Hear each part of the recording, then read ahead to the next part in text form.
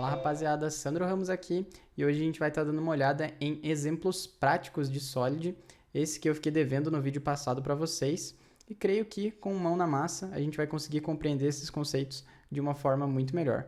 Tais princípios são de extrema importância para uma correta aplicação da arquitetura limpa, então bora pro vídeo. Então, vamos ao nosso primeiro princípio, SRP, Single Responsibility Principle, princípio da responsabilidade única. Basicamente, esse princípio diz que nossa classe tem que ter uma e apenas uma razão para mudar. Logo, a gente pode levar isso para responsabilidades, né? Então, a nossa classe ela tem que ter apenas uma responsabilidade. Ela não pode estar com diversas atribuições, porque isso é problemático tanto na questão de manutenção quanto em testabilidade. Também a gente deixa muito bug quando a gente tem uma classe que faz muita coisa. Então, sempre vou estar trazendo aqui a violação com um exemplinho e a solução. Então, aqui na nossa violação desse princípio, eu trago a classe processa-pedido, que ela tem um método que processa o pedido, onde é realizada a regra de negócio, e ela tem alguns métodos aqui auxiliares que ela vai chamar, que é, por exemplo, o método salvar, que ele faz uma conexão aqui com o Postgres. Cria umas classezinhas aqui só para exemplo, tenta trazer um exemplo um pouco mais tangível, e também tem o método aqui enviar e-mail de confirmação, que ele faz uma conexãozinha a configuração SMTP e envia o e-mail. Então, nós temos três métodos aqui na nossa classe processar pedido. Realmente o método processar faz sentido estar na classe processa pedido. Agora, conexão com o banco de dados, envio de e-mail, isso aqui parece que já está fugindo bastante da responsabilidade dela. Logo, a gente trazendo para o princípio, essa nossa classe ela tem três razões para mudar. Se a nossa classe mudar a regra de negócio, ela vai mudar. Se a gente mudar nosso banco de dados, nossa classe vai mudar. E também, se a gente mudar nosso provedor de SMTP, ou se a gente quiser mandar um e-mail diferenciado, nossa classe aqui também vai mudar. Então, ela tem três razões para mudar. Isso é um problema, ela deveria ter apenas uma. E como é que a gente resolve esse problema? Então, nossa solução, basicamente o que a gente faz é, nosso processo pedido, a gente joga essas outras responsabilidades desses outros dois métodos que não faziam sentido estar dentro da processo pedido para classes que são responsáveis apenas por fazer isso. Então, a gente vai ter uma classe Postgres Repository, que faz justamente o que a gente tinha naquele método, e uma classe enviar e-mail confirmação, que tem também aquele método.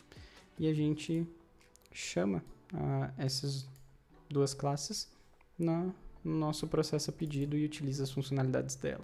Dado que quando a gente fizer uma alteração nessa classe, a gente não precisa temer impactar outros objetos, né, com essa alteração. E também isso facilita a testabilidade. Dado que quando a gente chama ali nosso exemplinho, a gente consegue ver que ele está processando as regras de negócio, aqui são só esses outs nas classes, persiste no banco de dados e envia o e-mail de confirmação, e tudo isso com responsabilidades diferentes. Então esse cara ele tem apenas uma razão para mudar, esse cara tem uma razão para mudar e esse cara tem uma razão para mudar. Então nisso a gente está respeitando o SRP e a gente pode ir para o nosso próximo princípio. E com isso a gente pode ir para o nosso segundo exemplo, OCP, Open Closed Principle. Esse princípio diz que nossas classes estão abertas para extensão e fechadas para alteração. Parece algo meio complexo, mas vamos para um exemplo prático. Digamos que veio uma demanda de negócio onde estamos pedindo para adicionar uma validação antes da gente executar nossa regra de negócio e uma validação após persistir os dados e enviar o e-mail. Então, como qualquer programador faria, a gente vai vir aqui nessa classe e vai adicionar essas duas validações aqui, né? Correto? Não vamos fazer isso. Não vamos entregar a task desse jeito e ferir o OCP. O que nós temos que fazer, e aqui eu trago o exemplo da violação, que é justamente o que qualquer desenvolvedor faria. Estaria indo ali e alterando a nossa funcionalidade e adicionando as demandas de negócio. Então, EasyTask já entrega, tchau, obrigado. Não vamos fazer isso. Segundo o ACP, a gente não pode alterar diretamente a classe. Nossas classes estão fechadas para alteração, porém, elas estão abertas para extensão. Então, na nossa solução, o que a gente vai estar fazendo é criando uma classe que justamente diz o que realmente nosso processo a pedido vai estar fazendo a mais, poderia se dizer assim. Claro que com um nome bem melhor que esse, mas aqui a gente está fazendo o processo de herança e na nossa classe filho tem essas novas alterações e a gente ainda tem o nosso processar que vem de processo a pedido, que está sendo herdado, e a gente não alterou nada dele. Por quê? Porque a gente não pode alterar as nossas classes, elas estão fechadas para alteração, porém elas estão abertas para extensão. E com isso a gente está respeitando o OCP. E bora para o próximo princípio. Então, beleza, com isso a gente pode ir para o nosso terceiro princípio, LSP, Liskov Substitution Principle. Ele está um pouco relacionado com o SCP e ele também trata de questões de herança. Esse princípio diz que a classe pai pode ser trocada pela classe filha a qualquer momento e isso não vai prejudicar o funcionamento do nosso sistema. Então, vamos para o exemplo. Digamos que a gente tem uma classezinha pedido validador estoque, que ela valida o estoque. Caso não tenha itens, ela vai retornar falso, ou seja, não é válido. Caso tenha estoque, ela vai retornar verdadeiro. Com isso surge uma demanda de negócio que pede para a gente validar também a embalagem, se o produto ali, todos os itens estão embalados. Então, respeitando o OCP, a gente vem, cria uma nova classe que também valida estoque e embalagem e estende o funcionamento da nossa classe pai. Com isso a gente tem um funcionamento similar à classe pai, então se não tiver em estoque, ele vai retornar falso. Se não tiver embalado, ele está retornando uma exceção. Então, para quem for chamar essa classe aqui, vai ter uma surpresa muito ruim, que é, caso não esteja válido, não vai estar retornando verdadeiro ou falso. Vai estar retornando uma exceção. E em tempo de execução, o cliente que utilizar essa classe vai descobrir que um pedido embalado dá uma exceção. Então, com isso, a gente não teria LSP aqui, porque a gente não consegue trocar a classe pai pela classe filha sem que essa quebre o comportamento da aplicação. Então, a LSP trata que as nossas classes filha e pai podem ser trocadas e utilizadas vice-versa em qualquer ponto sem que isso quebre o funcionamento da nossa aplicação. Então, para a nossa solução, claro que é uma solução um pouco simples, né? Mas a gente estaria retornando o que é esperado de um validador de estoque, retornar verdadeiro se é válido e inválido, falso se é inválido. Então, pode parecer um princípio um pouco estranho, né? Mas por que teria um princípio que diz que por que a gente vai ficar no código trocando a classe pai pela classe filho? Isso aqui não diz respeito tanto a isso, diz respeito a como que está ficando a saúde do seu esquema de herança. Então, se você está tendo que forçar a barra numa classe filha e as coisas estão funcionando de uma forma muito estranha, muito longe do que a gente esperaria da classe pai, então o seu esquema de herança já está ficando estranho, ele já está ficando comprometido. E para ilustrar esse exemplo, a gente tem um segundo exemplo aqui de LSP, onde a gente criou uma classe abstrata pássaro e a gente tem um esquema de herança onde nessa classe pássaro tem dois métodos, bicar e voar, e a gente tem o BenTV. O BenTV faz um esquema de herança em pássaro, BenTV é um pássaro, e o BenTV consegue bicar e o BenTV consegue voar. Tudo tranquilo, sem problemas. Porém, quando a gente vem aqui para o pinguim, o pinguim ele consegue voar, ok, tudo tranquilo. Porém, quando a gente vai, o pinguim consegue bicar, porém quando a gente vai chamar o método voar, o pinguim não consegue voar e ele dá uma exceção. Então vejam que aqui a nossa estratégia de herança ela já está ficando estranha, porque a gente teria que forçar muita barra para na nossa classe filha conseguir fazer esse método funcionar. Então diz mais respeito sobre como está ficando a nossa herança do que efetivamente sobre em momentos específicos a gente querer trocar a classe filha pela classe pai ali por algum motivo estranho e não conhecido. Mas diz mais respeito sobre a saúde da sua herança e até onde está fazendo sentido ou não todo esse esquema que você está criando. Então, esse é o nosso terceiro princípio, LSP, e bora para o próximo. Com isso, a gente chega no nosso quarto princípio, ISP, Interface Segregation Principle.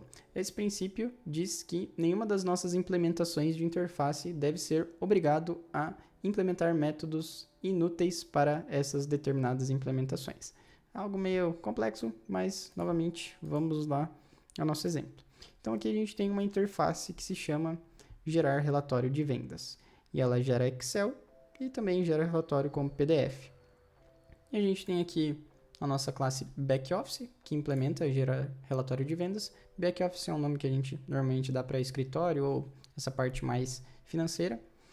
E ela consegue implementar tranquilamente. Esses dois métodos com certeza vão ser utilizados pelo back-office muitas e muitas vezes, né? Então, eles vão gerar muito Excel e eles vão gerar muito PDF dentro de um escritório. Porém, quando a gente vem para o setor de Data Science, é muito útil para ele gerar Excel. Realmente, ele quer gerar Excel e importar lá dentro das ferramentas dele de Data Science. Porém, para o setor de Data Science, gerar PDF é muito inútil. Então, quando o setor de Data Science veio e implementou a interface de gerar relatório de vendas, eles estão sendo obrigados a implementar um método que eles nunca vão utilizar, ou se eles implementarem, eles podem dar exceção, então isso a gente está ferindo o ISP. Uma das nossas implementações está sendo obrigada a implementar coisa que ela nunca vai utilizar. E como que a gente resolve isso? A gente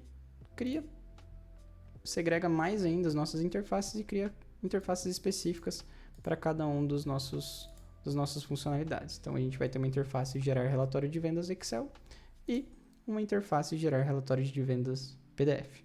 Então, o nosso back-office continua feliz da vida e a gente pode implementar múltiplas interfaces, então ele continua com o mesmo comportamento feliz da vida. E o setor de Data Science, ele vem e implementa apenas gerar relatório Excel. Com isso, ele também fica feliz da vida e ele não é obrigado a implementar coisa que seria inútil para ele. Então, com isso, a gente compreende o conceito do Interface Segregation Principle. Então, bora para o próximo e último princípio. E com isso chegamos ao nosso último princípio, DIP, Dependency Inversal Principle. Basicamente esse princípio diz que as nossas classes de alto nível não podem depender das classes de baixo nível.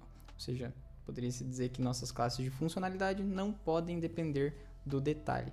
Todas elas devem depender de abstrações. Tanto as classes de alto nível como as classes de baixo nível devem depender de abstrações. Porque se uma classe de alto nível depende de uma de baixo nível, quando o detalhe mudar, a gente vai ter que mudar toda a nossa funcionalidade, que seria uma classe de alto nível. Mas vamos para o exemplo para isso aqui ficar mais claro. Então, a gente volta lá atrás no nosso primeiro exemplo que a gente teve, onde a gente tem lá o processo a pedido, que ele depende ali do Postgres Repository e do enviar e-mail confirmação. Então, isso aqui são detalhes. Como vai funcionar no Postgres é um detalhe. Então, no meu processamento de pedido, onde eu vou salvar os meus dados, se vai ser no Postgres, se vai ser em outro lugar, isso é um detalhe. Então, a gente tem que ter alguma abstração aqui para o nosso processo a pedido depender de uma abstração de uma persistência do banco de dados, e não mais de algo concreto como o Postgres. Mas vamos trazer um problema para ilustrar isso aqui de uma forma melhor. Digamos que veio uma demanda de negócio onde a gente precisa agora também persistir no Oracle. Então, veja que problema. A gente vai ter que criar um Oracle Repository e criar todos os arquivos que precisa para o Oracle Repository funcionar e tal, conexão com o Oracle, etc. E a gente vai ter que vir e chamar aqui também o Oracle Repository, dado que veio a demanda de negócio pedindo para que, além da gente persistir no Postgres, em alguns momentos a gente também persistir no Oracle. Então a gente foi lá, criou o Oracle Repository e fizemos aqui uma lógica dentro do nosso código para hora a gente salvar no Oracle e em alguns outros momentos não. Então veja que aqui, para resolver esse detalhe, a gente já teve que sofrer um pouco e alterar aqui a nossa funcionalidade. Veja que a gente alterou diretamente a funcionalidade, então a gente estaria ferindo outro princípio também. Porém, essas questões de herança é algo que eu particularmente não trago muito para os códigos, mas essa questão da inversão de dependência, sim, ela é muito necessária e a gente conseguiria estar resolvendo esse problema aqui das nossas implementações concretas. Mas vejam que nosso código funciona. Então ele está resolvendo o que nos pediram. Hora para persistir no Postgres e a hora para a gente conseguir persistir também no Oracle. Veja que ficou um negócio aqui meio estranho, que a gente tem que alterar a nossa funcionalidade para conseguir alterar o que está acontecendo no detalhe, né? Então essas questões são detalhe. Como o nosso processo a pedido vai se comportar no Postgres ou no Oracle, ou em qual provedor de SMTP ele vai enviar, isso é detalhe. A nossa funcionalidade, nosso processo a pedido, é uma classe de alto nível, ela não pode depender de um detalhe, de algo concreto como isso. E como é que a gente resolve esse problema? A gente resolve por meio de abstrações. E como que a gente consegue ter abstrações no Java? Por meio de interfaces. Então a gente vai criar duas interfaces, uma interface que define como que um banco de dados vai funcionar na nossa aplicação e uma interface que define como que vai ser o envio de e-mails. E tanto a nossa Postgres Repository vai implementar o banco repository, quanto o nosso Oracle Repository vai também implementar essa interface. E nossa classe concreta de envio de e-mail vai implementar a sua respectiva interface. E a gente vai dar uma alterada na processa pedido também. Agora a gente define aqui as nossas interfaces e no momento que a gente vai construir, ou seja, vai criar uma instância da nossa classe, a gente recebe, aqui está definido como interfaces, a assinatura, porém não tem como a gente passar uma interface de forma concreta. A gente não tem como passar uma interface literal, como eu poderia dizer. Não tem como instanciar interfaces no Java. O que vai estar sendo passado aqui é uma implementação concreta, não a interface literal. Alguma das implementações concretas da interface banco de dados, ou seja, Postgres Repository ou Oracle Repository vai estar sendo passado por parâmetro aqui. O mesmo para o e-mail, que vai vir o enviar e-mail confirmação. Então, com isso, no momento que a gente instancia o processar pedido, a gente vai estar passando suas implementações concretas, dado que quando a gente for utilizar e realizar a chamada de métodos via interface, o que vai estar aqui na nossa classe, na verdade, vai ser a implementação concreta, seja ela do Postgres ou do Oracle. Então, vamos para a nossa classe main. A gente tem a mesma questão que a gente tinha antes, porém agora a gente passa qual é o detalhe que a gente quer que nossa processa pedido funcione, vamos dizer assim, onde que a gente quer que ela persista. Então vejam que aqui agora, sem a gente mudar nenhuma linha de código aqui dentro, a gente vai estar conseguindo persistir no Postgres. Então vamos executar aqui e sem mudar nenhuma linha de código dentro do da nossa funcionalidade, da nossa classe de alto nível, a gente está conseguindo fazer também persistir no Oracle. Ora passando uma implementação concreta, ora outra. Então, com isso, o nosso código fica extremamente desacoplado. Como eu comentei, eu não sou muito de utilizar as questões de herança, acho que é algo que em alguns momentos traz mais problema do que ajuda, mas essa questão da inversão de dependência, vocês têm que ter isso no radar e tem que estar algo muito claro, porque com isso você consegue criar um nível muito alto de desacoplamento e, dado que ora vem uma mudança maluca como essa de troca de banco de dados, você consiga sair dessa enrascada e implementar essa nova funcionalidade sem ter que jogar muita gambiarra no seu código e deixar muito débito técnico. Mas lembre-se, inversão de dependência não é a mesma coisa que injeção de dependência. Inversão de dependência é o conceito e injeção de dependência é um design pattern.